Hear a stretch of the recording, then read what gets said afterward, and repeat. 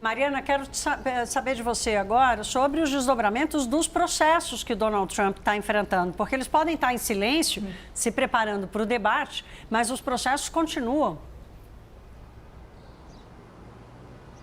Continuam, Thaís. E olha, hoje a gente teve um desenvolvimento, uma mudança muito importante, porque olha só 2 dias antes do debate da CNN, o juiz daqui do caso de Nova York, da condenação de Donald Trump, o caso em que ele foi condenado pelas ocultações, falsificações de registros financeiros, resolveu retirar parte da ordem de silêncio que proibia que Donald Trump falasse sobre as testemunhas desse caso. Então imagina só as consequências disso, Thaís. A gente falava agora há pouco sobre qual deve ser o tom desse debate, né? A questão da troca de acusações entre os dois. Imagina só agora com Donald Trump podendo falar sobre as testemunhas desse caso que levou à condenação dele, principalmente a Stormy Daniels, né? A atriz de filmes adultos que diz ter tido um encontro sexual com Donald Trump, né? E ter recebido dinheiro pelo pagamento, né? Ter sido paga pelo silêncio para que essa história não viesse a público. Também Michael Cohen, o ex-assistente responsável por fazer esses pagamentos.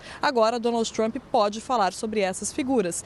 Existe sim, ainda há algumas limitações, então Trump não pode falar sobre a procuradoria, sobre os promotores desse caso, não pode falar sobre a equipe do tribunal, não pode falar sobre os familiares dessas pessoas, mas ele pode falar sobre as testemunhas. Então isso significa muito. O juiz responsável pelo caso disse que as circunstâncias mudaram desde a condenação de Donald Trump e que essa mudança agora, então essa nova ordem de silêncio, funcionando dessa nova forma, deve continuar pelo menos até o dia 11 de julho, o dia em que o mundo vai conhecer a sentença de Donald Trump, se será prisão, se será a prisão domiciliar, o que será, enfim. Então, queria chamar a atenção para esse ponto e agora ouvir do Márcio, porque eu sei que a gente teve outros desdobramentos também, mas eu queria chamar a atenção especificamente sobre esse ponto da ordem do silêncio, porque acho que foi uma decisão muito importante com várias consequências imediatas agora, já nesse debate da quinta-feira. Márcio.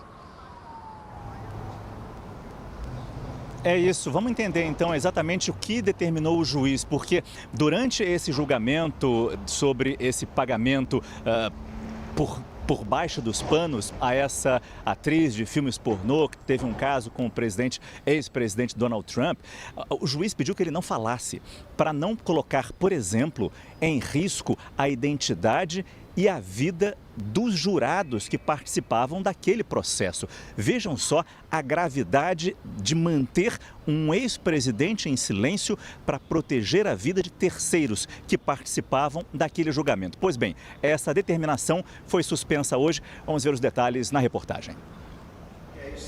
Segundo o juiz, as ordens de silêncio foram impostas para evitar declarações públicas de Trump sobre jurados, testemunhas e outros envolvidos no caso, depois que promotores descreveram os comentários do ex-presidente no passado como ameaçadores.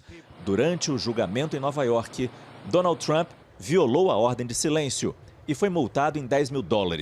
Após a condenação, o ex-presidente solicitou a suspensão da medida, mas a decisão do juiz só chegou nesta terça-feira. Em outro caso, os advogados do republicano pediram à juíza que preside a investigação sobre os documentos sigilosos encontrados em Mar-a-Lago, residência de Trump na Flórida, que impeça os promotores de usarem evidências essenciais.